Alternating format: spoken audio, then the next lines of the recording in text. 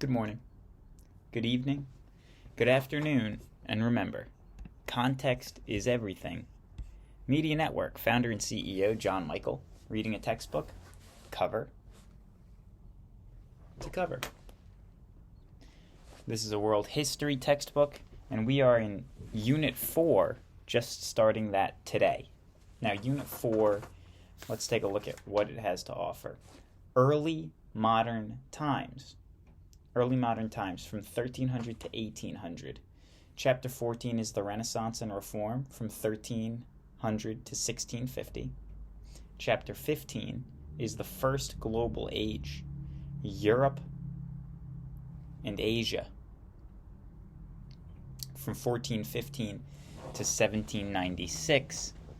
And Chapter 16 is the First Global Age, Europe, the Americas, and Africa, 1492 to 1750. And finally, in Unit 4, Age of Absolutism, 1550 to 1800. Let's get right into it with the Renaissance. Chapter 14, the Renaissance and Reform, 1300 to 1650. Chapter 14, Section 1, which I'll read now, is the Renaissance in Italy. The Renaissance in Italy.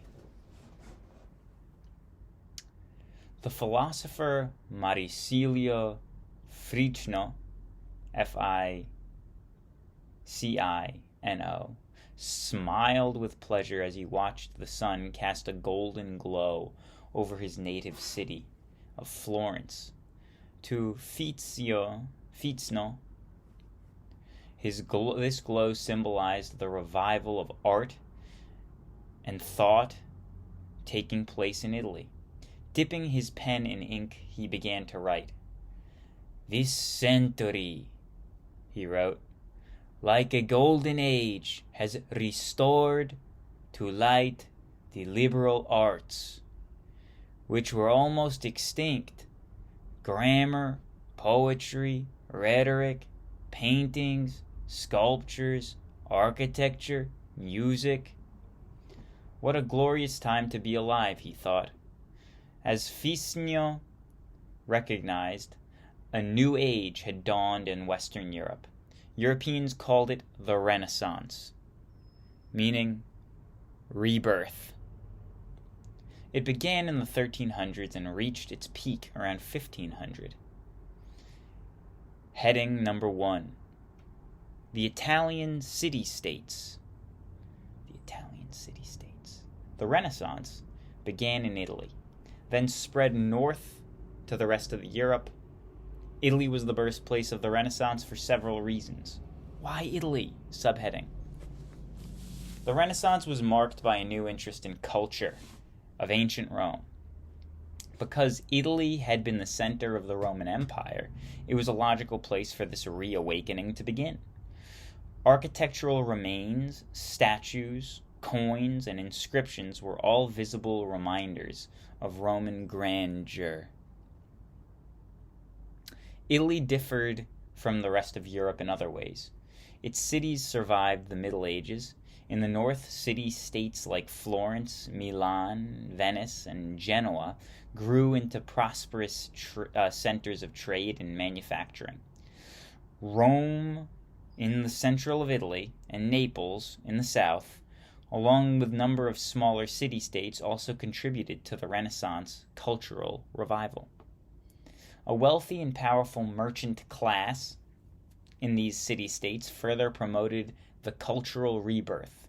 These merchants exerted both political and economic leadership, and their attitudes and interests helped to shape the Italian Renaissance.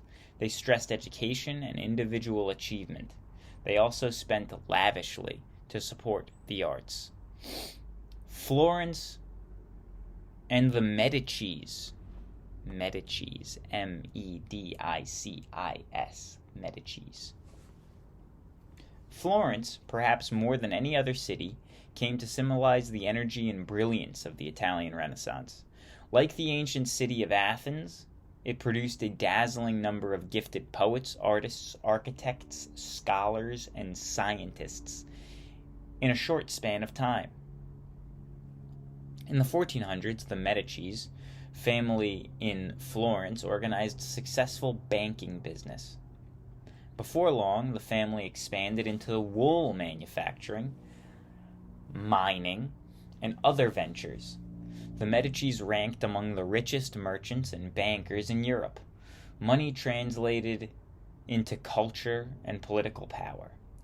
Cosimo de' Medici gained control of the Florentine government in 1434, and the family continued as uncrowned rulers of the city for many years. Cosimo's grandson, Lorenzo, known as the Magnificent, represented the Renaissance ideal. A clever politician, he held Florence together in the late 1400s during difficult times. He was also a generous patron or financial supporter of the arts. Under Lorenzo, poets and philosophers frequently visited the Medici palace. Artists learned their craft by sketching ancient Roman statues displayed in the Medici gardens. So did he have the original sculptures in his gardens? That's pretty wild. What is the Renaissance? This is a new heading. The Renaissance was a time of creativity and change in many areas: political, social, economic, and cultural. Perhaps most important, however, were the changes that took place in the way people viewed themselves and their world. A new worldview.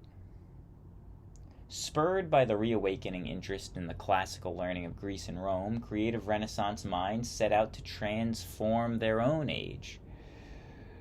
Their era, they felt, was the time of rebirth after what they saw as a disorder and disunity of medieval world. The pollen is out to play today, and that's good, and that's fine. But my nose is itchy, and I felt a sneeze coming on until about 6 seconds ago. This era they felt was a time of rebirth after what they saw as the disorder and disunity of the medieval world. In reality, Renaissance Europe did not break completely with its medieval past. After all, monks and scholars of the Middle Ages had preserved much of the classical heritage. Latin had survived as the language of the church and of the educated people, and the mathematics of Euclid and the astronomy of Ptolemy and the works of Aristotle were well known to the late medieval scholar. Yet the Renaissance did produce new attitudes towards culture and learning. Unlike medieval scholars, who were more likely to focus on life after death, Renaissance thinkers explored the richness and variety of human experience in the here and now. At the same time, there was a new emphasis on individual achievement. Indeed, the Renaissance ideal was the person with talent in many fields. Jack of all trades. A spirit of adventure. A spirit of adventure. Subheading under What is the Renaissance? The Renaissance supported a spirit of adventure and a wide range of curiosity that led people to explore new worlds. The Italian navigator Christopher Columbus, who sailed to the Americas in 1492, represented that spirit. So did Nicolaus Copernicus, a Polish scientist who revolutionized the way people viewed the universe. Renaissance writers and artists, eager to experiment with new forms, were also products of the adventurous spirit. Humanism.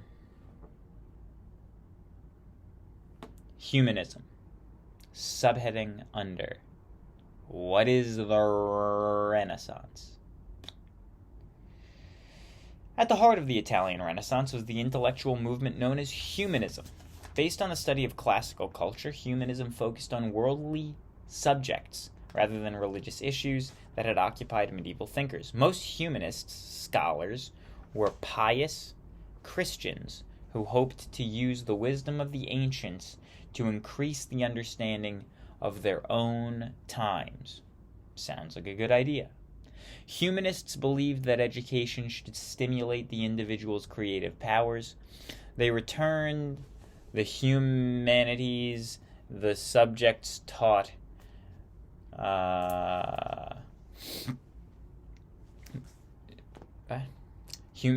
Humanists believed that education should stimulate the individual's creative powers. They returned to the humanities, the subjects taught in ancient Greek and Roman schools. The main areas of study were grammar, rhetoric, poetry, history, based on Greek and Roman texts. Humanists did not accept classical texts without question, however. Rather, they studied the ancient authorities in light of their own experience. All makes a lot of sense, doesn't it? Francisco Petrarch. Francisco Petrarch, a Florentine who lived in the 1300s, was an early Renaissance humanist. In the monasteries of the churches, he found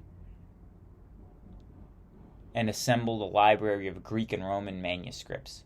Through his efforts, and those of others encouraged by his example, the works of Cicero, Homer, and Virgil again became known to Western Europeans. Petrarch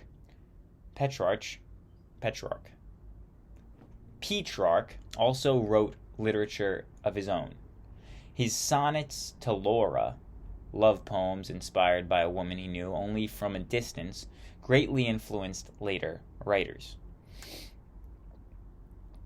A new heading: the Golden Age of the Arts. The Renaissance attained its most glorious expression in the paintings and sculptures and architecture. Wealthy patrons played a major role in the artistic flowering.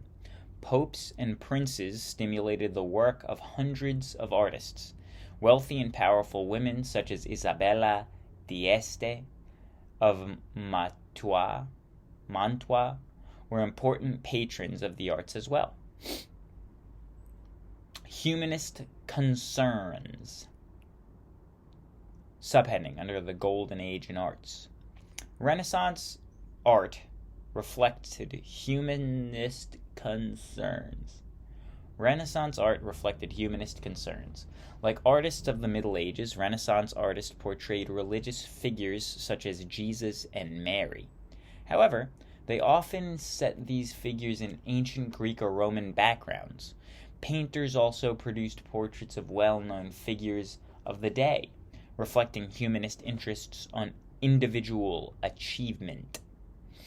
Renaissance artists studied ancient Greek and Roman works and revived many classical forms. The sculptor Donatello, for example, created a life-sized statue of a soldier on horseback. It was the first figure done since ancient times. What does that even mean? The first figure done? Like of a warrior on a horse? Or of a sculpture in general? I don't understand. It was the first such figure done since ancient times. Whatever. New techniques. Subheading. Roman art had been very realistic, and Renaissance painters developed new techniques for representing both humans and landscapes in realistic ways. Renaissance artists learned the rules of perspective by making distant objects smaller than those close to the viewer. Artists could paint scenes that appeared three-dimensional. Renaissance painters used shading to make objects look round and real. Painters and sculptors also studied human anatomy and drew live models. As a result, they were able to portray the human body more accurately than medieval artists had done. Women artists.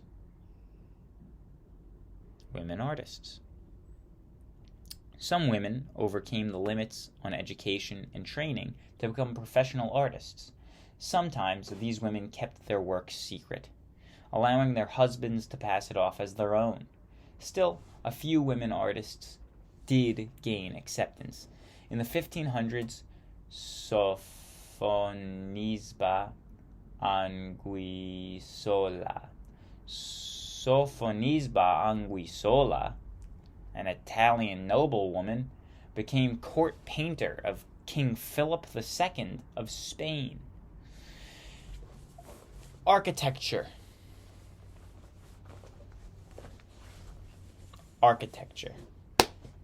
Renaissance architects rejected the Gothic style of the late Middle Ages as cluttered and disorderly.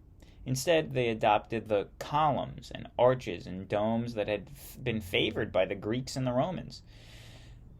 For the Cathedral of Florence, Filippo Brunelleschi created a majestic dome, which he modeled on the dome of the Pantheon in Rome. Is the Pantheon with the hole in the middle? I think it is. Three geniuses of Renaissance art.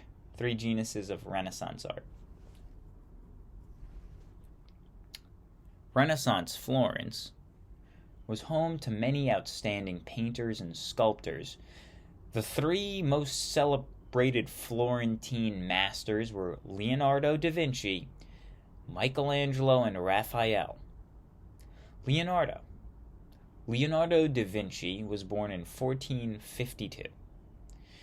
His exploring mind and endless curiosity fed a genius for invention.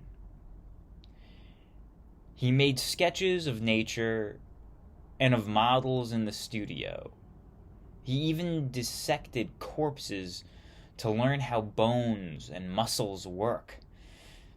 Indicate which are the muscles and which are the tendons, which become more prominent or retreat in the different movements of each limb, he wrote in his notebook. Today, people admire Leonardo's paintings for their freshness and realism. Most popular is the Mona Lisa, a portrait of a woman whose mysterious smile has baffled viewers for centuries. If I'm being honest, her mysterious smile, if I wasn't told it was mysterious, doesn't look mysterious to me.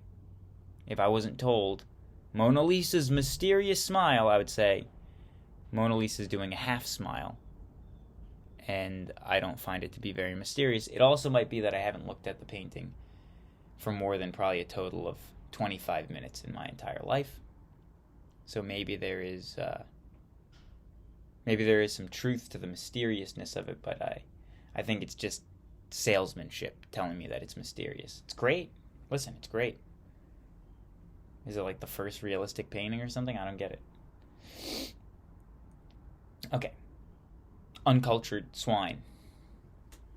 Reading a textbook for my knowledge. The Last Supper, showing Christ and his apostles on the night before the crucifixion, is both a moving religious painting and a masterpiece of perspective. Because Leonardo was experimenting with a new type of paint, much of the Last Supper decayed over the years, but it has recently been restored. Leonardo thought himself as an artist, but his talents and accomplishments ranged over many areas. His interests extended to botany, anatomy, optics, music, architecture, and engineering. He made sketches of flying machines and undersea boats centuries before the first airplane or submarine was actually built. Michelangelo. Like Leonardo, Michelangelo was many-sided genius. Sculptor, engineer, painter, architect, and poet. As a young man, he shaped marble into masterpieces like the Piet, which captures the sorrow of Mary as she cradles the dead Christ on her knee. Michelangelo's statue of David, the biblical shepherd who killed the giant king Goliath, or just the giant, not the king, the giant Goliath, recalls the harmony and grace of ancient Greek tradition. One of Michelangelo's greatest projects was the painting of a huge mural decorating the ceiling of the Sistine Chapel in Rome. It was an enormous task, depicting the biblical histories of the world and the creation of the flood. Oh, wait. From the creation to the flood. Okay. Whatever. It was an enormous task. For 4 years, the artist lay on his back on a wooden platform, suspended just a few inches below the chapel ceiling. In a poem, Michelangelo later described his ordeal. "My stomach is thrust toward my chin. My beard curls up towards the sky. My head leans right over onto my back. The brush endlessly dripping onto my face." Michelangelo, poem. Michelangelo was also a talented architect. His most famous design was for the dome of St. Peter's Cathedral in Rome. I didn't know that. It served as a model for many later structures, including the United States Capitol building in Washington, D.C. Raphael. Let me put a little sticky note there. I didn't know about the Michelangelo did the dome. Raphael. After a few years younger than Leonardo and Michelangelo, Raphael studied the works of those great masters. His paintings blend Christian and classical styles. He is probably the best known for his tender portrayals of the Madonna, or the Mother of Jesus. The School of Athens, Raphael pictures an imaginary gathering of great thinkers and scientists such as Plato, Aristotle, Socrates, and the Arab philosopher Averroes. With typical Renaissance self-confidence, Raphael includes the faces of Michelangelo, Leonardo, and himself. New heading. Thank you. Italian Renaissance writers. Poets, artists, and scholars mingled with politicians in the court of the Renaissance rulers. A literature of how-to books sprang up in the world to help ambitious men and women who wanted to rise in the Renaissance world. Castiglione's ideal courtier. Castiglione's ideal courtier. Subheading under Italian Renaissance writers. The most widely read of these handbooks was the Book of the Courtier. Its author, Baldassare Castiglione, described the manners, skills, learning, and virtues that members of the court should have. Castiglione's ideal courtier was a well-educated, well-mannered aristocrat who mastered many fields, from poetry to music to sports. Castiglione's ideal differed for men and women.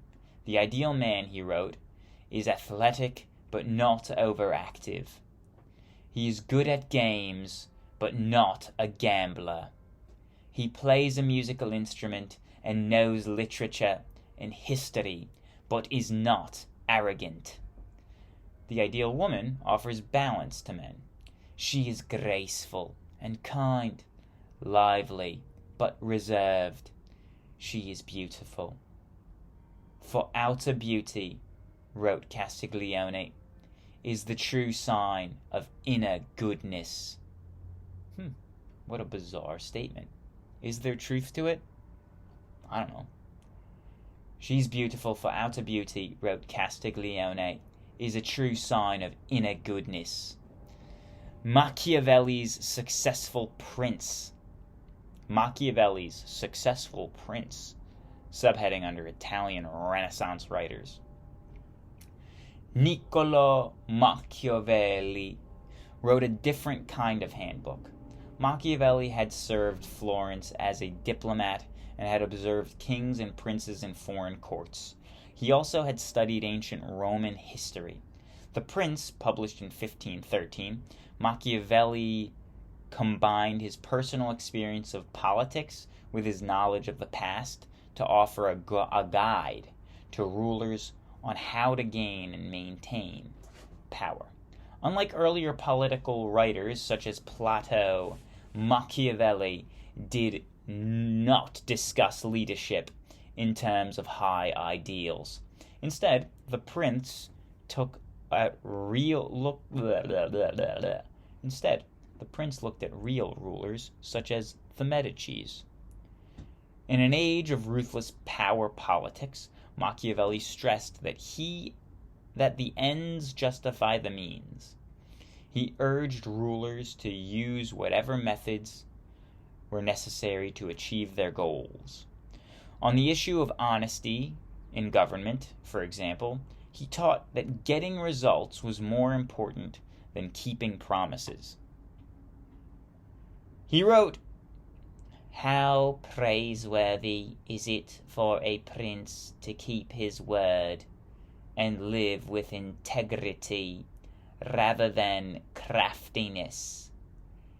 Everyone understands, yet those princes have accomplished most who paid little heed to keeping their promises, but who knew how crafty to manipulate the minds of men." Well, that explains a lot. Politicians are deceitful, as a matter of course. Machiavelli saw himself as an enemy of oppression and corruption, but critics attacked his cynical advice. Some even claimed that he was inspired by the devil. In fact, the term Machiavellian came to refer to the use of deceit in politics. All of it. Later students of government, however, urged that Machiavelli provided a realistic look at politics. Right. His work continues to spark debate because it raises important ethical questions about the nature of government and the use of power. This lines up really well with... never mind, I'm not going to get into that. That's just going to make me sound pious or something. All right. I hope you have a wonderful day. I hope you have a wonderful weekend. It is basically summertime here in New Jersey. It is nice out. The window is wide open, so I guess it's not basically summertime, because then it would be humid and hot. Now it's very temperate and placid. I hope you have a wonderful day and enjoy your weekend. Bye-bye.